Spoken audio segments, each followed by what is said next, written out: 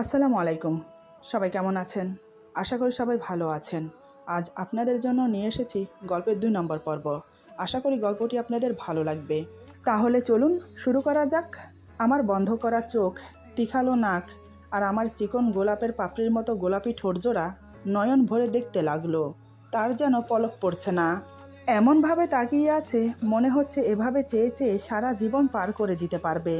বিড়বিড় করে সে বলেই ফেলল, মাশা আল্লাহ। হঠাৎ আমি চোখ খুললাম। এবার সে আমার চোখের দিকে আরও মুগ্ধ হয়ে তাকিয়ে থাকে। লাইটের আলোতে নীলাভ চোখ দুটো চিকচিক করছে। এদিকে আমার পায়ে কাজ ঢোকার কারণে পায়ে ব্যথা করছে। কি হয়েছে ব্যাপারটা বুঝতে পেরে আমি নিজেকে ছাড়িয়ে নিলাম। দাঁড়াবার মতো অবস্থায় ছিলাম না আমি। তাই আমি খাটে বসে বললাম, সরি, মাফ করবেন আমাকে, আমি বুঝতে পারিনি। আর কখনো এমনটা হবে না। জিলু এখনো মুগ্ধ হয়ে শুধু আমাকেই দেখে যাচ্ছে। ওর যেন আমাকে দেখা শেষই হচ্ছে না। এমন করে তাকিয়ে থাকাতে আমার খুব অস্বস্তি হচ্ছে। সাথে পায়ের ব্যথায় চিৎকার দিয়ে কান্না করতে ইচ্ছে করছে। আমি এবার পা উপরে উঠিয়ে দেখি ছোট ছোট ৩টে কাচের টুকরো পায়ে বিঁধে গেছে। সেখান থেকে রক্ত পড়ছে। এতক্ষণ জিলু আমাকেই দেখে যাচ্ছিল। এবার ওর আমার পায়ের দিকে নজর পড়ল। যখন দেখলো আমার পায়ে থেকে রক্ত পড়ছে তখন সে ব্যস্ত হয়ে বলে, আরে, আপনার পায়ে থেকে তো রক্ত পড়ছে, দেখি দেখি কি হয়েছে। এই বলে সে এগিয়ে আসে দেখার জন্য। জিলু দেখে বলে, এ তো দেখছি কাঁচ ফুটে গেছে পায়ে, দাঁড়ান আমি বের করে দিচ্ছি। এই বলে সে আমার পা ধরতে আসে। আমি বললাম, কোনো প্রয়োজন নেই, তবে বলার জন্য ধন্যবাদ, আমারটা আমি করে নিতে পারবো। জিলু বলে, আপনি পারবেন না, আমাকে দিন, আমি করে দিচ্ছি। আমি বললাম তো প্রয়োজন নেই, আর আমাকে নিয়ে ব্যস্ত হতে হবে না আপনাকে। আপনি যান, ফ্রেশ হয়ে শুয়ে পড়ুন, রাত অনেক হয়েছে। জিলু কিছু না বলে আমার মুখের দিকে তাকিয়ে আছে। ওর বুঝতে বাকি রইল না যে ওর কথাতে আমি কতটা কষ্ট পেয়েছি, যার জন্য ওকে আমি পা ছুঁতে দিচ্ছি না। সে দাঁড়িয়ে রইল আমার সামনে আর আমাকে দেখতে লাগলো। এদিকে আমি মনে মনে ভাবছি, মুখে তো বলে দিলাম করে নেব নিজে, কিন্তু এই কাজ কিভাবে বের করব। মনের মধ্যে ভয় আর জিদ দুটোই বাসা বেঁধেছে। আমি এবার কাচের উপর হাত রেখে চোখ বন্ধ করে দাঁত মুখ খিচে জোরে একটা টান দিলাম। কাচ বেরিয়ে আসার সাথে সাথে ব্যথায় কলিজাটা ছিঁড়ে যাচ্ছে। মুখ থেকে অস্ফুট সুরে উফ শব্দটা বেরিয়ে এলো। এদিকে আমার কষ্টে যেন জিলুর কষ্ট হচ্ছে। জিলু বলে, প্লিজ, আমি অনুরোধ করছি, আমাকে দিন, আমি বের করে দিচ্ছি। আমি ওনার দিকে তাকিয়ে বললাম, কোনো দরকার নেই, আপনাকে শুধু শুধু কষ্ট করতে হবে না, যদি পারেন তাহলে ফাস্টিং বক্সটা দিলে ভালো হয়। জিলু কথা না বাড়িয়ে ফাস্টিং বক্সের জন্য চলে গেল। কিছুক্ষণ পর নিয়ে এলো। ততক্ষণে আমি বাকি দুটো কাজ বের করে ফেলেছি। জিলু বলে, আপনি শান্ত হয়ে বসুন, আমি ব্যান্ডেজ করে দিচ্ছি। আমি এবার একটু রাগান্বিত ভাব নিয়ে বললাম তো আপনাকে, আমারটা আমি নিজে করে নিতে পারবো। এই বলে ওনার হাত থেকে ফাস্টিং বক্স নিয়ে নিজের পা ব্যান্ডেজ করে নিলাম। কখনো এসব করিনি, তাই ঠিকমতো হয়েছে কি না তাও জানি না। জিলু আমার সামনে দাঁড়িয়ে শুধু দেখতে লাগলো, কিছু বলার বা আগ বাড়িয়ে করার সাহস পাচ্ছে না। আমি পায়ে ব্যান্ডেজ করা শেষ করে মেঝের দিকে তাকিয়ে আছি। পুরো ঘরে পানি আর কাচের টুকরো। এখানে বিছানা করে ঘুমানো অসম্ভব। খাটের ওপাশে ওয়াশরুমের দরজা। রুমে এমন কিছু নেই যে সেখানে ঘুমোতে পারবো। আর খাটে ঘুমোতে হলে ওনার সাথে ঘুমোতে হবে, যেটা আমি একদম চাই না। কারণ এত অপমান হওয়ার পর আমার ওনার সাথে কথা বলতেও ইচ্ছে করছে না। আমি জানি এটা করা অন্যায়। স্বামীর সাথে রাগ করে আলাদা ঘুমোলে সারা রাত ফেরেশতারা নালহত দেয়। কিন্তু উনিও তো আমার সাথে অন্যায় করেছে, তাই আমি এই কাজটা করতে বাধ্য। নিচে ঘুমোতে হলে ফ্লোর পরিষ্কার করতে হবে। আমি বললাম, একটা ঝাড়ু পাওয়া যাবে? জিলু বলে, কিন্তু কেন? আমি বললাম, কষ্ট করে একটু নিয়ে আসুন, আর সাথে একটা টাওয়াল। জিলু আবার বলে, নিয়ে আসবো, কিন্তু কেন সেটা তো বলুন। আমি বললাম, মেঝে পরিষ্কার করার জন্য। জিলু বলে, আমি বরং কাজের মেয়ে শিখাকে ডেকে দিচ্ছি, ও এসে পরিষ্কার করে দেবে। আমি বললাম, এত রাতে কাউকে ডাকার প্রয়োজন নেই, ও নিশ্চয়ই ঘুমোচ্ছে, আপনি নিয়ে আসুন, আমি করব। আমার কথা মতো জিলু নিচে গিয়ে টাওয়াল আর ঝাড়ু নিয়ে এলো। জিলু বলে, কি করতে হবে আমাকে বলুন, আমি করে দিচ্ছি। আমি কোনো কথা না বলে ওনার হাত থেকে ঝাড়ু নিয়ে প্রথমে ঝাড়ু দিয়ে কাজগুলোকে এক সাইড করে রাখলাম। যদিও আমার কষ্ট হচ্ছে কেটে যাওয়া পা নিয়ে চলতে, তবুও আমি করছি। তারপর টাওয়াল দিয়ে মেঝের রক্ত আর পানি মুছে টাওয়ালটা এক সাইড করে রাখলাম। এরপর ওয়াশরুমে গিয়ে কাপড় চেঞ্জ করে বেরিয়ে এলাম। আসার সময় নিজের কিছু কাপড় নিয়ে এসেছি, সেখান থেকে একটা পরে নিলাম। জিলু এখনও ঠিক আগের জায়গায় দাঁড়িয়ে আছে। ও যেন বুঝতেই পারছে না ও কি করবে। যার মুখ দিয়ে একটু আগে খই ফুটছিল, আমাকে যা ইচ্ছে নয় তাই বলে অপমান করছিল, সেই মানুষটাই এখন যেন বোবা হয়ে গেছে। আমি বললাম, আমার একটা উপকার করবেন? জিলু বলে, কি বলুন। আমি বললাম, একটা মাদুর আর পাতলা দুটো কম্বল ব্যবস্থা করে দিতে পারবেন? জিলু বলে, পারবো, কিন্তু কেন? আমি বললাম, সারা রাত তো জেগে থাকতে পারবো না, ঘুমোতে হবে, তার জন্য চাই। আমি তো ঠিক এখানে কোনো কিছু জানি না, কোথায় কি আছে, তাই আর কি আপনাকে বলছি। জিলু বলে, তার প্রয়োজন নেই, আপনি খাটে ঘুমোতে পারেন। আমি বললাম, তাহলে আপনি? জিলু বলে, কোথায় আবার, আমিও খাটে ঘুমোবো। আমি বললাম, আমাকে মাফ করবেন, আমি আপনার সাথে এক খাটে ঘুমোতে পারবো না, দয়া করে আমাকে একটা মাদুর এনে দিন, তাতেই চলবে। জিলু বলে, আমার ব্যবহারের জন্য আমি সরি বলছি, প্লিজ খাটে ঘুমান। আমি বললাম, গরু মেরে তার দক্ষিণা দিচ্ছেন? একটা কথা নিশ্চয়ই জানেন, গাছের গোড়া কেটে আগায় পানি ঢাললে সেই গাছ কখনো জীবিত হয় না, তাই শুধু শুধু ক্ষমা চেয়ে আমাকে ছোট করবেন না। দেখুন, রাত অনেক হয়েছে, আমি কথা বাড়াতে চাই না, দয়া করে আমাকে একটা মাদুর এনে দিন। জিলু কথা না বাড়িয়ে নিচে চলে গেল। বেশ কিছুক্ষণ পর খুঁজে খুঁজে কোত্থেকে যেন ছোট একটা মাদুর নিয়ে এলো। জিলু বলে, এটা তো ছোট, এটার ভেতর আপনি ঘুমোবেন কি করে? আমি বললাম, সেটা নিয়ে আপনাকে ভাবতে হবে না, আমাকে দুটো কম্বল দিন, তাতেই চলবে। জিলু বলে, কেন জিদ করছেন? আমি জানি আপনি আমার উপর রাগ করে নিচে ঘুমোচ্ছেন, বললাম তো সরি, আর কখনো আপনাকে এমন করে কথা বলবো না। আমি বললাম, কথাগুলো বলার আগে একবার ভাবা উচিত ছিল আপনার। আমি আপনাকে বারবার সাবধান করেছি, কিন্তু আপনি আমার কথা শোনেননি। মুখ দিয়ে যা এসেছে তাই বলেছেন আপনি আমাকে। আমার চরিত্র খারাপ, কোনো ছেলের সাথে ধরা খেয়েছি আমি, ক্যারেক্টার খারাপ, আমি ধূর্ত, আমি বাজে মেয়ে, তাই আমার বর আমাকে বিয়ে না করে বিয়ে ভেঙে দেয়। এমনকি আপনি আমার ফ্যামিলিকে পর্যন্ত ছাড়েননি। আচ্ছা, এমনও তো হতে পারে যে ওই লোকটির বাইরে কোনো এফআইআর আছে, তাই সে আমাকে বিয়ে করতে চায়নি, ফ্যামিলির জোরাজোরিতে আমাকে বিয়ে করতে চেয়েছে। এমনও তো হতে পারে হয়তো সে বিয়ের দিন তার গার্লফ্রেন্ডের সাথে পালিয়ে গেছে, সেটা তো কারো মাথায় আসেনি। বিয়ে কেন ভেঙে গেল তাই সব দোষ মেয়ের। মেয়ের চরিত্র খারাপ, ক্যারেক্টার খারাপ, তার ফ্যামিলি চালবাজ, ভণ্ড, প্রতারক, ধূর্ত, আরও কত কি শুনতে হয়। কেন বারবার মেয়েদের উপরেই আঙ্গুল ওঠে, ছেলেদের উপর কেন নয়? কারো বিষয়ে যাচাই না করে এভাবে বাজে মন্তব্য করা ঠিক না।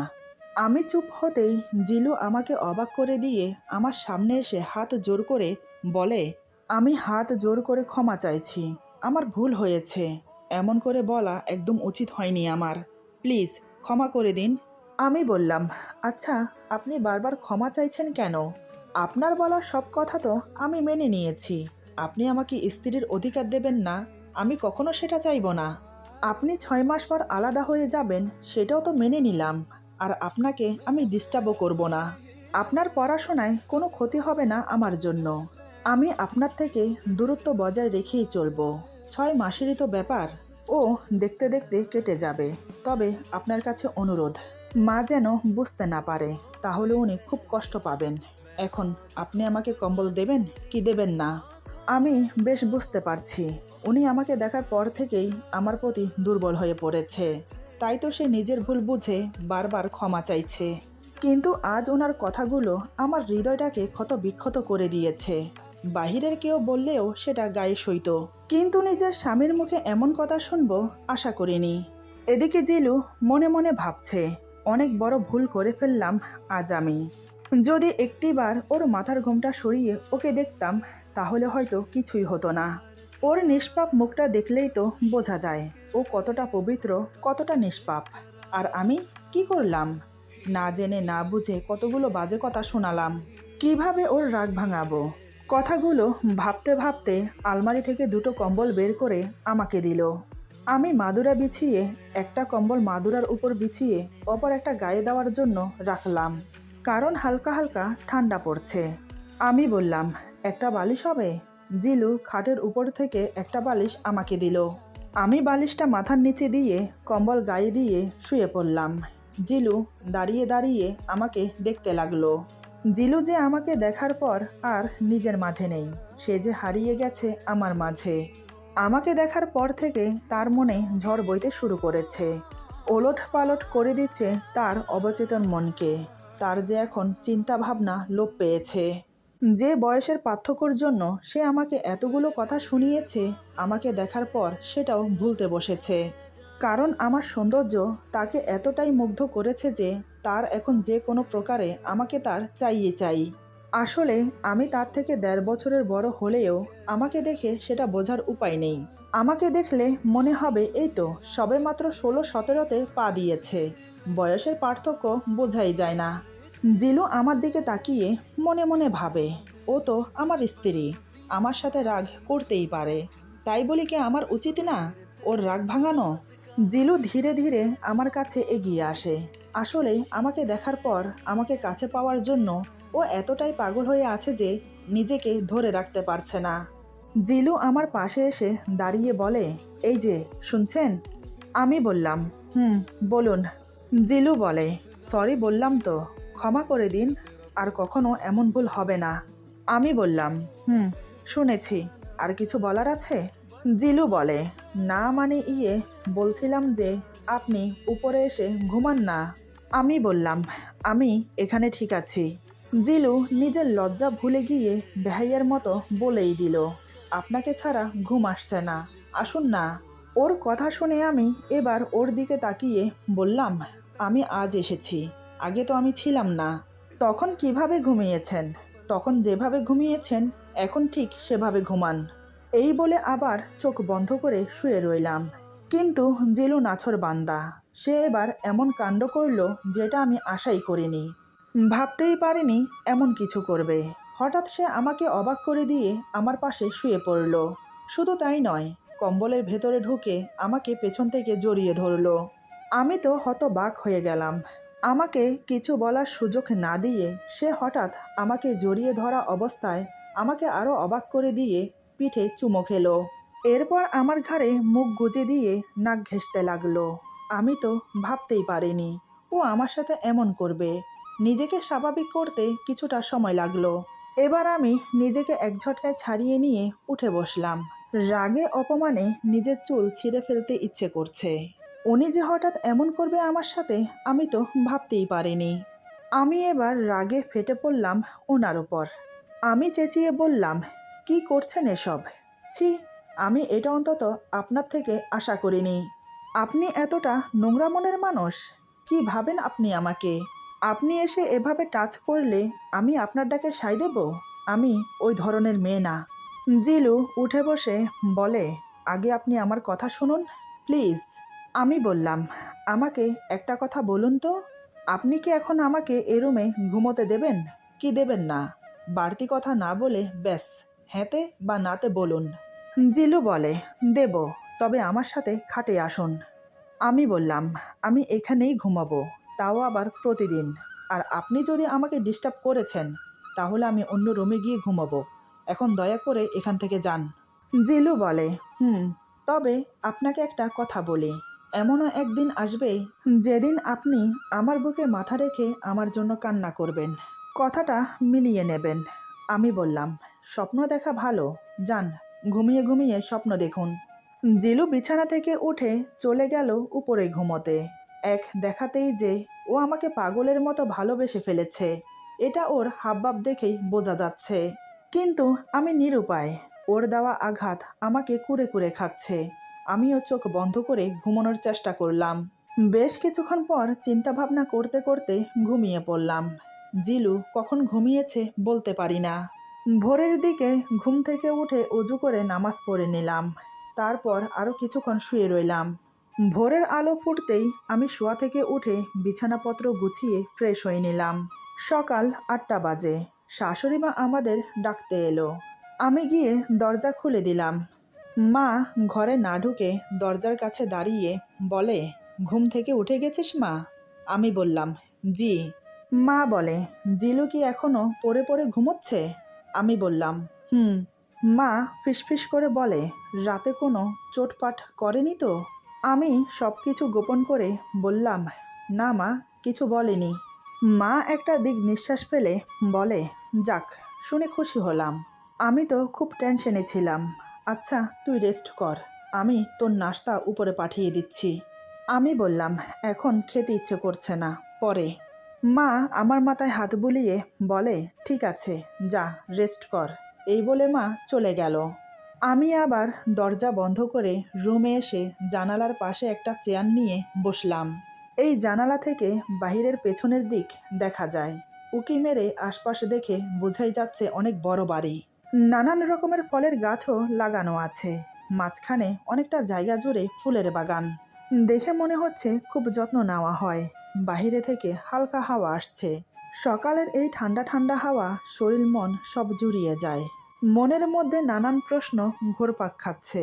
কাল রাতে যা ঘটল তা নিয়ে ভাবতে লাগলাম। উনি যে আমার সৌন্দর্যের প্রেমে পড়েছে সেটা আমি বেশ ভালোই বুঝতে পারছি। কিন্তু উনি আমার নয়, আমার সৌন্দর্যের প্রেমে পড়েছে। মোহ, এটা হচ্ছে 2 দিনের মোহ। 2 দিন পরেই কেটে যাবে। তখন আবার সেই অপমান লাঞ্ছনা সহ করতে হবে। উনি যদি সত্যিই আমার প্রেমে পড়তো তাহলে এমন খারাপ আচরণ আমার সাথে করতো না। পাশে বসিয়ে বুঝিয়ে বলতো, একটু সময় লাগবে আমার তোমার সাথে মানিয়ে নিতে। কিন্তু না, উনি এমনটা করেননি। গতকালকেও ঠিক এ সময় আমি অন্য আরেকজনকে নিয়ে আশায় বুকে বাসা বেঁধেছি। কিন্তু ভাগ্যের ফেরে যাকে নিয়ে এত জল্পনা কল্পনা করলাম তার বদলে অন্য আরেকজনকে বিয়ে করতে হলো। প্রথমে মনে যাকে ঠাঁই দিয়েছি তাকে সরিয়ে অন্য আরেকজনকে জায়গা দেওয়া অতটাও সহজ নয়। কিন্তু পরিবারের কথা ভেবে আর নিজেকে কলঙ্কের হাত থেকে বাঁচাতে সেটা করতে বাধ্য হলাম। কোথায় আমি ওনার কাছে সময় চাইব সব কিছু গুছিয়ে নিতে, উল্টো উনি আমাকে অবাক করে দিয়ে আমার কাছ থেকে ডিভোর্স চেয়ে বসলো। বিয়ে হয়েছে 5 ঘন্টাও পার হলো না। এরই মধ্যে বাসর ঘরে যদি নিজের স্বামী ডিভোর্সের কথা বলে, তখন একটা মেয়ের মনের মধ্যে কি চলে সেটা পৃথিবীর কেউ বলতে পারে না। আরও তো যা নয় তাই বলে অপমান করলো, এমনকি আমার ফ্যামিলিকে পর্যন্ত ছাড়লো না। তাহলে আমার কি করা উচিত? এত কিছুর পরেও কি স্বামীর সাথে ভালোভাবে সংসার করা উচিত? কিন্তু হাদিসে উল্লেখ আছে, এমনকি আমাদের প্রিয় নবী হজরত মুহাম্মদ সাল্লাল্লাহু আলাইহি সাল্লাম বলেছেন, স্বামী যদি রেগে থাকে তাহলে রাতে ঘুমানোর আগে স্বামীর রাগ ভাঙিয়ে তারপর ঘুমোবে। যদি স্বামী রাগান্বিত অবস্থায় স্বামী স্ত্রী দুজন শুয়ে পড়ে তাহলে শয়তান তাদের মাঝখানে জায়গা করে নেয়। সারা রাত শয়তান তাদের মাঝখানে অবস্থান করে, এমনকি দুজনের মধ্যে দূরত্ব বাড়ায়। কিন্তু তারপরেও আমার কিছু করার নেই। উনি তো আমাকে নয়, আমার সৌন্দর্যের প্রেমে পড়েছে। এমনকি যে জায়গায় আলাদা হয়ে যাওয়ার কথা উঠেছে সেখানে কিভাবে কি ঠিক করব। কথাগুলো মনে মনে ভাবতে ভাবতে আমার চোখ গেল খাটে শুয়ে থাকা ওনার দিকে। আমার দিকে ফিরে শুয়ে আছে। সত্যি বলতে কালকে রাত্রে এত কিছুর মাঝেও আমি ভালো করে ওনার মুখ দেখতে পাইনি। তাই এখন ওনাকে মনোযোগ দিয়ে দেখতে লাগলাম। সত্যি উনি দেখতে খুবই সুন্দর। ওনার শরীরের গঠন আর ওনাকে দেখে মনেই হচ্ছে না উনি আমার বয়সে ছোট। যত সম্ভব প্রতিদিন যোগ ব্যায়াম করে, তাই শরীরের গঠন খুবই আকর্ষণীয়। বেশ কিছুক্ষণ তাকিয়ে থেকে চোখ নামিয়ে নিলাম। জোরে একটা দীর্ঘ নিঃশ্বাস ফেলে মনে মনে বললাম, কাল যদি এভাবে অপমান না করতো তাহলে হয়তো আমি এখন ওনার বুকে ঘুমোতাম। জানালার বাহিরে খোলা আকাশের দিকে তাকিয়ে সুন্দর প্রকৃতি উপভোগ করতে লাগলাম। আকাশে সাদা সাদা মেঘ উঠছে, সাথে কোথাও কোথাও কালো কালো বাদল জমে আছে। এই বাদলগুলো আরেকটু ঘন হলেই বৃষ্টি নামার সম্ভাবনা আছে। বাগানের ফুলগুলো হালকা হাওয়ায় দুলছে। বেশ একটা মনোরম পরিবেশ। ইচ্ছে করছে বাহিরে গিয়ে সবুজ ঘাসে খালি পায়ে হাঁটি। আজ আমার শাশুড়ি মা অফিসে যাবেন না, কারণ ছেলের বউ ঘরে এনেছে কাল রাতে। তাই উনি অফিসে ফোন করে বলে দিলেন। ঘড়ির দিকে তাকিয়ে দেখি 9টা বেজে গেছে। এখনও উনি পড়ে পড়ে ঘুমোচ্ছে। আরও বেশ কিছুক্ষণ আমি বসে রইলাম জানালার দিকে তাকিয়ে। প্রকৃতির মাঝে আবার নিজেকে হারিয়ে ফেললাম। হঠাৎ আমি কিছু বুঝে ওঠার আগেই এমন একটা কাণ্ড ঘটল যা আমার পুরো শরীরকে কাঁপিয়ে দিল। বুঝতে পারলাম না কখন কিভাবে কি হয়ে গেল। মনটা আবার বিষিয়ে এলো আমার। ভাবতে পারিনি এমন কিছু হবে। এরপর যা হলো, আজকের গল্প এখানে সমাপ্ত। গল্পের বাকি অংশ পেয়ে যাবেন আগামী পর্বে। আশা করি গল্পটি আপনাদের ভালো লাগবে। সবাই ভালো থাকবেন, সুস্থ থাকবেন। আল্লাহ হাফেজ।